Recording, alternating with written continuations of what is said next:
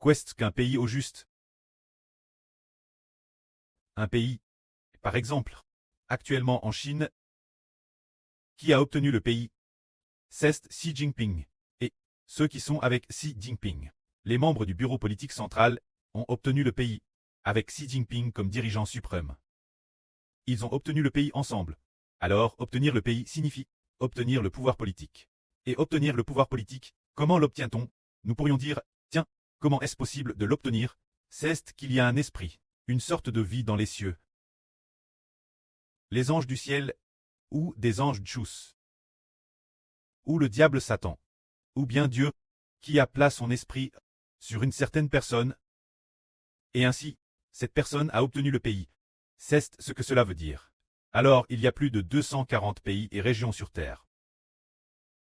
Il y a donc, dans le ciel, il y a plus de 200 anges au pouvoir.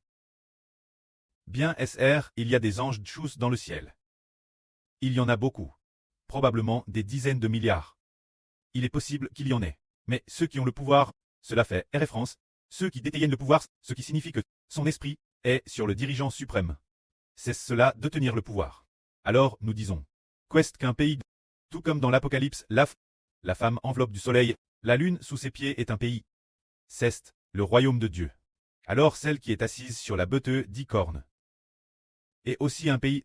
Et ce pays, c'est le royaume de Satan. Cela signifie que ces deux femmes représentent deux régimes. Soit l'esprit de Dieu et l'esprit du diable Satan. Parmi eux, la femme enveloppe du soleil, la lune sous ses pieds. C'est Jéhovah du Seigneur Dieu. Se dire Jéhovah, l'autorité de Dieu, l'autorité du Seigneur Christ. C'est le règne de Dieu et du Seigneur.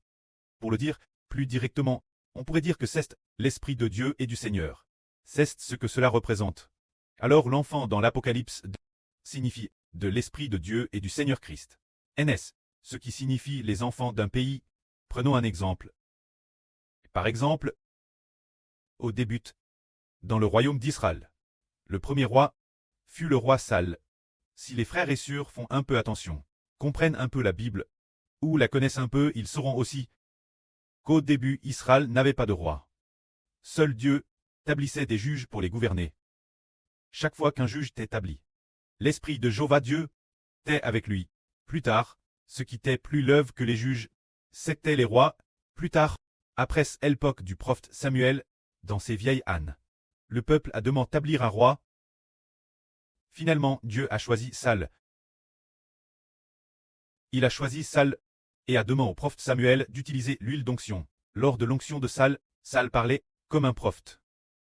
Dans ses actions, il avait une grande autorité et un grand prestige. Au tout début, quelle en était la raison? C'était parce que le prophète Samuel avait pris l'huile d'onction et l'avait versé sur Saül. L'huile d'onction était dans une corne de blier ou une corne de buffle remplie d'huile. Et ainsi, elle fut versée sur la tête de Saül, coulant abondamment. Se déversant sur la tête de Saül, l'Esprit de Dieu vint habiter en Saül. Or, sur quiconque l'Esprit de Dieu repose, c'est lui roi le royaume. Frères et sœurs, vous comprenez probablement, l'Esprit de Dieu, l'Esprit de Jéhovah, était sur Saül. C'est pourquoi le royaume revint Saül. Et Saül régna sur Israël. Saül fut alors appelé roi d'Israël. Alors, le roi d'Israël tant Saül, le royaume d'Israël, la nation d'Israël, était semblable une pouse. La nation d'Israël est une pouse. Et Saül, qui est régné sur Israël, était comme un mari qui prend soin de son pouse ou la dirige. Se dire, comme guider ou diriger son pouse. Ainsi, Saül possédait l'Esprit de Dieu. Et il gouvernait Israël. C'est pourquoi nous disons que le royaume de Dieu, c'est recevoir l'Esprit de Dieu. Et cette personne reçoit alors le royaume. Plus tard, Saül déobéit Dieu et se rebella contre Dieu, car Dieu avait ordonné Saül d'aller combattre les Amalcites. Mais Saül, bien qu'il les ait combattus, pourtant, pargna le roi des Amalcites, et n'agite pas selon la volonté de Dieu, en détruisant tout le bétail, petit et grand troupeau. C'est pourquoi Jéhovah dit, je regrette d'avoir établi Saül pour roi, car après ce que je l'ai établi roi, il m'a empris et ne m'a pas obéi.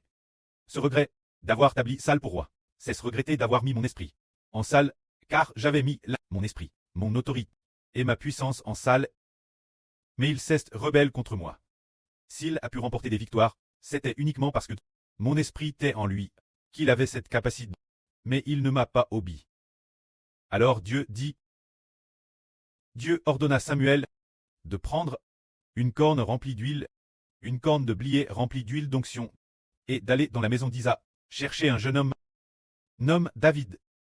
Alors, par l'Esprit de Dieu, il oignit la tête de David, se dire qu'il versa l'huile d'onction de Dieu sur la tête de David.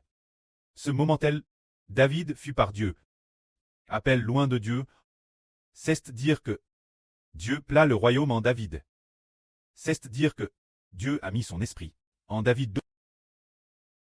Et ainsi David, ce moment-tel, bien qu'il était jeune, parfois un lion venait, parfois un ours venait, il pouvait madame attraper le lion par la barbe et tuer le lion. Il n'était qu'un enfant de 12 ou 13 ans. Comment pouvait-il attraper les lions et les tigres? La barbe des lions et des ours. Lui arracher la barbe, abattre le lion, puis sauver la brebis. C'était parce que l'esprit de Jéhovah était en David. C'était l'autorité de Dieu en David. Si l'esprit de Jéhovah n'avait pas été en David, alors David n'aurait eu ni pouvoir, ni force, ni statut. Il n'aurait eu aucune capacité. Mais l'esprit de Jéhovah était en David. Donc David avait de la force. Tout comme l'esprit de Jéhovah était au début avec Saül. Alors, Saül avait de la force et pouvait guider Israël. Mais Dieu a regretté d'avoir établi Saül comme roi. Saül ne coûtait plus Dieu. Dieu la regret. Ainsi, l'esprit de Dieu, après avoir quitté Saül, Saül est devenu un roi insensé, faisant n'importe quoi. Par exemple, quand Goliath est apparu, il a été terrifié, rempli d'effroi. C'est parce que l'esprit de Dieu n'était plus en Saül, se n'était plus comme autrefois. Quand Saül venait d'être oint comme roi, il s'était mis en colère, avait tué un bœuf, et puis avait coupé le bœuf en morceaux coupés, et ensuite les avait envoyés aux 12 tribus d'Israël, en disant, quiconque ne marchera pas la suite de Saül, son buffle sera trait de la même manière. Alors, tous les hommes des 12 tribus d'Israël sont venus. C'était parce que l'esprit de Jéhovah était en Saül, mais l'esprit de Dieu, après ce que l'esprit le quitte, Saül n'avait plus de force, était souvent tourment par un mauvais esprit, ce qui le faisait souffrir terriblement. C'est ainsi que la royauté passe des mains de Saül celle de David. Et chez David, nous voyons David combattre Goliath en. Pourquoi donc? Qui d'autre que David pouvait combattre Goliath? David n'était qu'un jeune berger.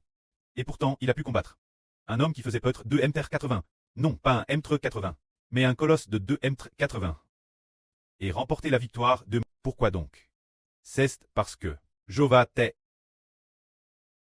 Dieu était avec David. Alors, David a eu la force de lancer sa fronde. Et la pierre a frappé Goliath. Et puis, il a couru à tir LPE, et a décapité Goliath. Ainsi, Goliath est mort. Quand nous regardons la vie de David, quel roi a pu l'emporter sur David? Personne ne l'a emporté sur David. David est-il mort sur le champ de bataille? Ou a-t-il été gravement blessé ou quelque chose du genre? Rien de tout cela. Tout cela parce que Jéhovah était avec lui. C'est-à-dire l'esprit de Jéhovah. L'esprit de Dieu était avec lui. Alors aujourd'hui nous disons qu'une personne revoit le royaume. Ce qui signifie que l'esprit de Dieu est avec lui. Et quand cette femme dans l'Apocalypse enveloppe du soleil, la lune sous ses pieds, et sur sa tête une couronne de 12 toiles. Cela signifie que l'esprit de Dieu est avec le soleil, la lune et les 12 toiles. Ainsi, Dieu donne le royaume aux frères et sœurs Clest. Se dire que Dieu nous donne l'autorité. Alors, nous donner l'autorité, c'est pourquoi faire? C'est pour prêcher l'évangile du frère Eshber, qui a fait alliance avec Israël, pour prêcher l'évangile d'Israël. Alors l'autorité a été donne Eshber d'Israël, mais ainsi que la lune, et aux 12 toiles, bien et certes, plus tard, elle sera aussi donne aux 144 Zorozoro Clestes. Pour quelle raison? Pour celui qui est appelé le soleil, évangile des Eshber d'Israël, et nous a ainsi donné l'autorité de Dieu, l'autorité de Christ. Le but est d'obtenir par l'évangile des enfants aînés de l'esprit, pour les offrir Dieu, se dire devenir une nation qui porte du fruit, devenir des personnes nées de l'esprit. Ainsi, ceux qui reçoivent la vie éternelle sont offerts Dieu. C'est pour cette raison. Alors nous comprenons de mieux en mieux, lorsque dans l'Apocalypse, la subtime trompette a sonné, des voix ont dit, juste avant qu'elle ne sonne, un ange puissant a dit « Il n'y aura plus de délai. Quand le septième ange sonnera de la trompette, le mystère de Dieu s'accomplira. Comme il l'a annoncé saints prophètes d'autrefois, comme il l'a annoncé ses serviteurs, les prophètes, ce qu'il a dit, alors, quest qui ne sera plus retard, il n'y aura plus de délai, ce qui signifie que ce ne sera plus retard. Dieu va donner le royaume, Ishber d'Israël. Mais c'est dire, donner l'autorité de Dieu pour régner sur le monde, au frère Ashber, pour que le frère Ashber reçoive le royaume, et règne sur le peuple de Dieu, pour toujours et jamais. Et aussi la lune aux 12 toiles, bien essa, et aussi au clestre, au frère et sur clest. C'est cela que signifie recevoir le royaume. Alors par exemple, nous disons, la femme de l'Apocalypse, est Marie au soleil, ce qui signifie que cette femme est appelée la nation d'Israël. La nation d'Israël est la femme, ce qui signifie que la nation d'Israël signifie le gouvernement d'Israël. Par exemple, la Chine, c'est le PCC, le régime du PCC, Elta du PCC, ainsi Elta du PCC, ce qui signifie que cet État appartient au PCC, que le pouvoir est donné au PCC. C'est ce que cela veut dire.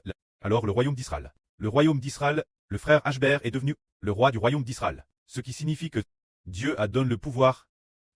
Donne le pouvoir de Dieu, Ashber. Le royaume, c'est le pouvoir est donné Ashber. C'est pour que le frère Ashber exerce le pouvoir de Dieu, exerce le pouvoir du Seigneur Christ, s'assoit sur le trône de Dieu et du Seigneur, pour battre les enfants de l'Israël spirituel. C'est cela le pouvoir. Alors rappelons-nous, dans l'ancien royaume d'Israël, le premier roi était le roi Sal. Dieu a mis son esprit sur Sal. Plus tard, il a de nouveau son esprit. L'esprit de Dieu, retire de Sal pour entrer en David.